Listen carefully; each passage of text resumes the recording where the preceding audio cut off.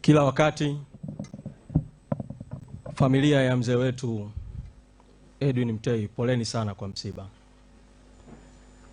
Natambua kwamba baadaye makamu mwenyekiti wa chama Mheshimiwa Heche, wakati wa kutoa salamu za rambirambi, utapata wasaa wa kuzungumza, lakini nizungumze kwa niaba ya chama katika hatua hii ya kumbukizi. Kwa kawaida msiba ni maumivu, ni majonzi, lakini kwa umri wa mzee wetu na kwa makubwa ambayo ameyafanya mzee wetu na kwa mapito magumu ya kiafya aliyoyapitia siku za mwisho za uhai wake,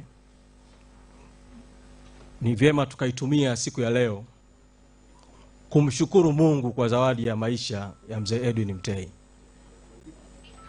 Mimi nimepata wasaa pamoja na umri wangu mdogo wa kumkuta mzee Mtei akiwa bado yuko active katika utumishi wa chama.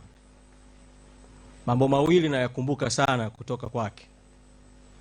Alikuwa ni mzee mwenye msimamo na alikuwa ni mzee mwenye maadili.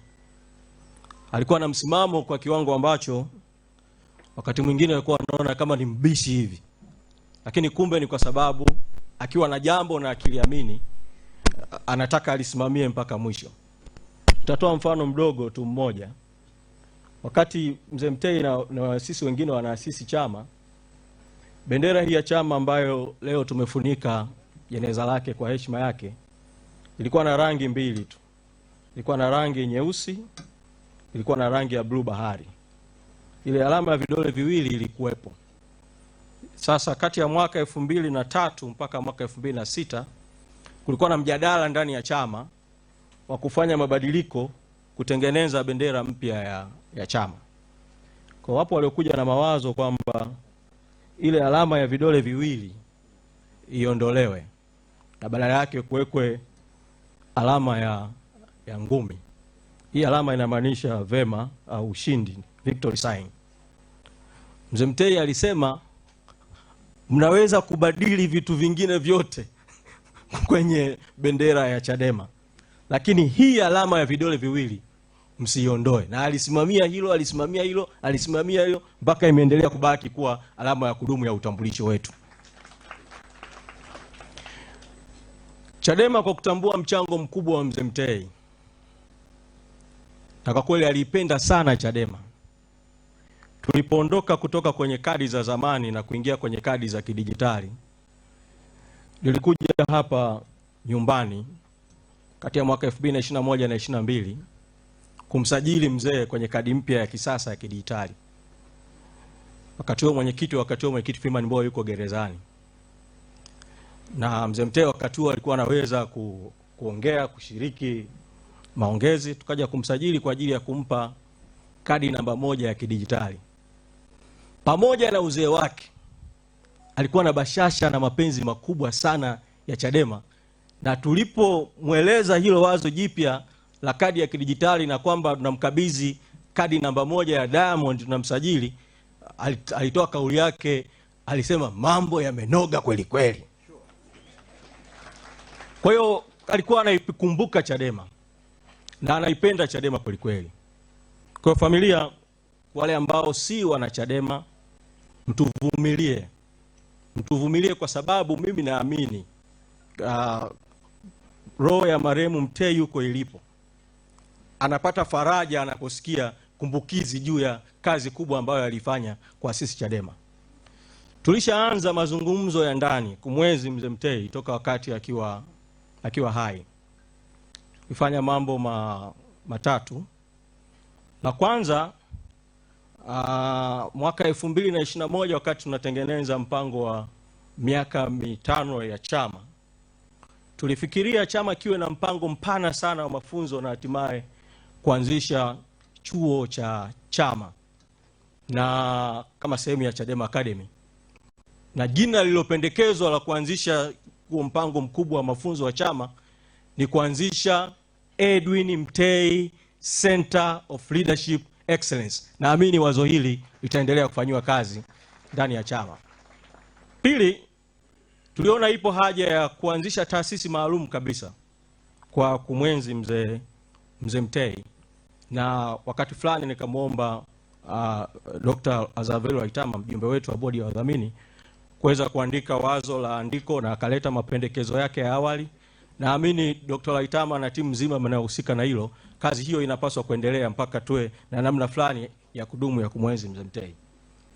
Mwaka 2024, hili ni jambo la tatu, tukiwa kunaelekea kwenye uchaguzi wa serikali za mtaa, tuliita viongozi wa kanda mbalimbali za chama kutoka maeneo mbalimbali ya nchi kwa ajili ya mafunzo.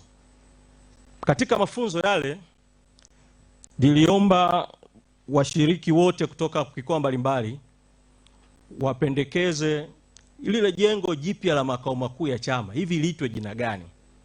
Sasa jina la Edwin Mtei ndio lilikuwa limependekezwa na watu wengi zaidi kwa siri kuliko jina lolote.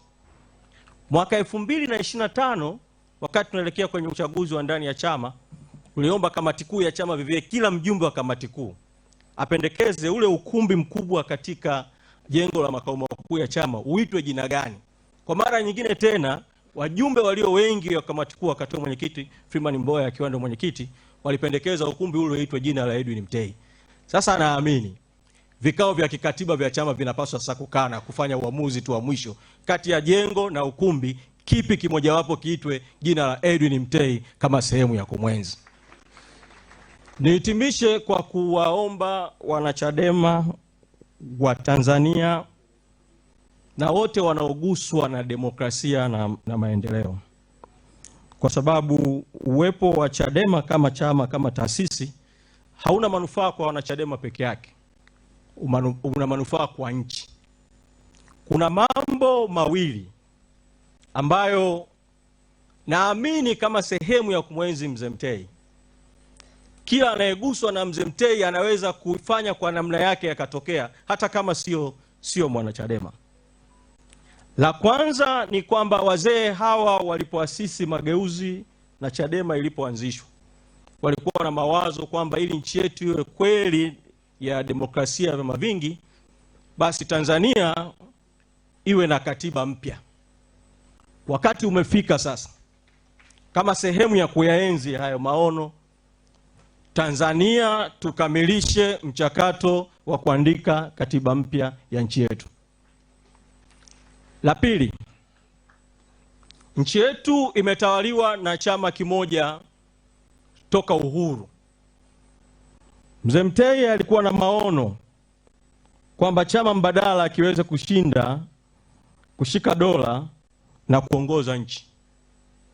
Ombi langu kwenu wote mnaoguswa na maisha ya Mzee Mtei ni tuendelee kushirikiana kuhakikisha kwamba siku moja Chadema inashika nchi na kuongoza serikali, ili zile sera ambazo Mzee Mtei na wenzake walimpelekea Mwalimu Nyerere, pamoja na tofauti walizokuwa nazo, Mwalimu alisema Chadema ndio chama chenye sera bora, ndoto ile iweze kutimia katika taifa letu. Apumzike kwa amani. Amina. Amina. Bwana Yesu asifiwe. Na sasa tumefikia mwisho. Asanteni sana kwa wote ambao mmekuwa wasikivu na kufuatilia kumbukizi hili.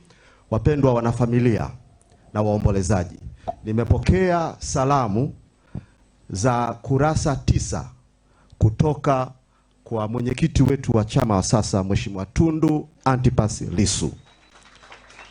Kurasa 9, na nitazikabidhi kwenu na tutaziweka kwa umma, kwa wanachama na vyombo vya habari, ili waweze kusikia namna ambavyo Mheshimiwa Tundu